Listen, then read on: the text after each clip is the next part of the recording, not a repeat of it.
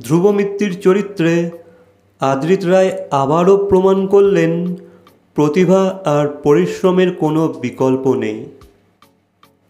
সম্প্রতি মিত্তির বাড়ি ধারাবাহিকে প্রধান চরিত্রে অনবদ্য অভিনয়ের জন্য তিনি পেলেন সেরা অভিনেতার পুরস্কার। এই অর্জনে শুধু তার অনুরাগীরা নয়, গোটা ইন্ডাস্ট্রিই গর্বিত। আদ্রিতের প্রতিটি অভিনয় মুহূর্ত দর্শকদের হৃদয়ে ছাপ ফেলে, আর এই স্বীকৃতি সেই যাত্রারই এক মাইল ফলক। তার আলো ছড়ানো কেরিয়ার আজকের এই সম্মান দিয়ে আরও উজ্জ্বল হলো।